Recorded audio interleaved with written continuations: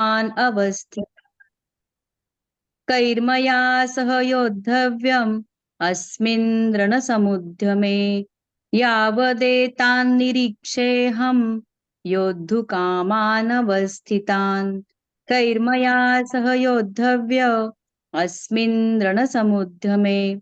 और जब तक कि मैं युद्ध क्षेत्र में डटे हुए युद्ध के अभिलाषी इन विपक्षी योद्धाओं को भली प्रकार देख लूं कि इस युद्धरूप व्यापार में मुझे किन किन के साथ युद्ध करना योग्य है, तब तक उसे खड़ा रखिए। हरिओम।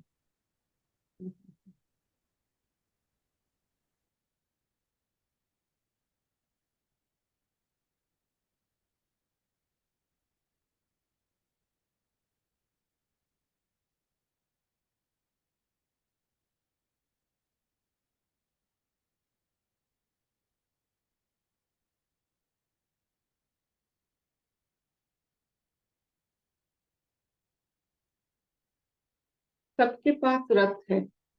पांडवों के पास, 5 भाइयों के पास रथ है, सारथी भी है। लेकिन अर्जुन क्यों युद्ध की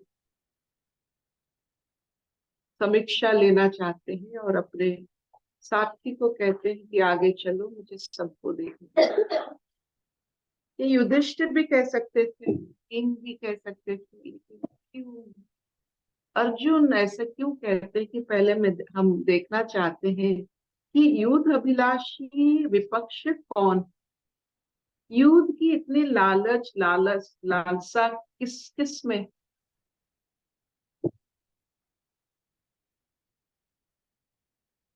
आपने देखा होगा कोई भी युद्ध हो, चाहे वो मल्ल युद्ध हो, बैडमिंटन हो, कहीं भी आपकी कंपटीशन होती है, बॉडी लैंग्वेज की बहुत बातें होती है कि आप जब भी कोई भी कंपटीशन में जाते हो तो उसकी पहली जितने जितने सब वीडियो होते हैं, ये सब विपक्ष लोग उनको देखते हैं कि बॉडी लैंग्वेज से कैसे पता चलेगा कि इसका बॉडी लैंग्वेज से उसका मार, उसका जो युद्ध करने के तरीका होता है वो कैसा है। So to learn the body language, इसका मतलब है अच्युत की सखा अर्जुन, वो अर्जुन जो जब सब सोते थे तो वो रात की घने अंधेरे में अपना तीर और तीर की जो परफेक्शन है वो रात भर उससे प्रैक्टिस करते थे ताकि उनका लक्ष्य कभी च्युत ना हो।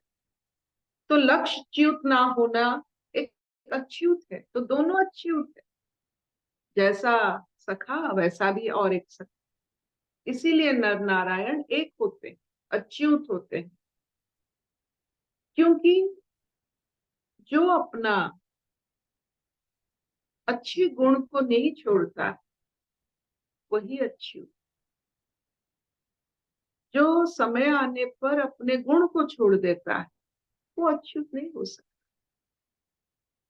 तो अर्जुन की यही अच्युत भाव, ठीक से सबको परखना, ठीक से लक्ष्य करना और उनके बारे में सब कुछ जानकर सबसे सहजता से कैसे ये युद्ध अभिलाषियों को परास्त करना।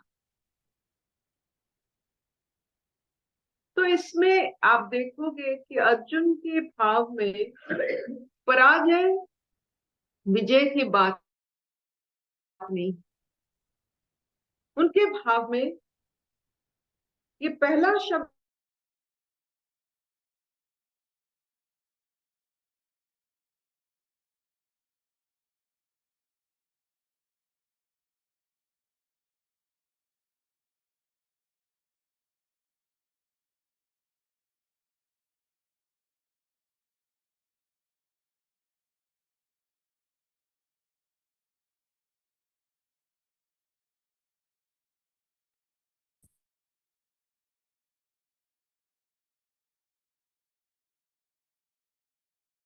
नहीं चाहते। क्यों ये युद्ध हो रहा है, क्यों इसका अभिलाषा है, किस लिए? 5 गांव से क्या फर्क पड़ता है इन लोगों को, क्यों युद्ध पर आ जाते हैं? क्या उनके सामर्थ्य से डरते हैं? क्या उनको लगता है 5 गांव से पूरा राज कभी ना कभी ले जाएंगे? ऐसा उनमें जो अच्छापन है, ग्लोरीज है, अच्छे गुण है, इस अच्छे गुण के कारण सखा भी अच्युत है, सखा भी कृष्ण है, सखा भी गोविंद है। मतलब कृष्ण की हर एक अंश को उन्होंने अपने जीवन में अनुभव किया। कृष्ण की हर एक रूप को, हर एक चाहत को उन्होंने पूरी भाव से अनुभव किया है। राधा सिर्फ कान्हा को देखी, कृष्ण को। एक ही अर्जुन है जो उनके सारे रूप को अनुभव किए, उनके सारे गुण को अनुभव किए। तो वो उन्हीं के जैसे हैं।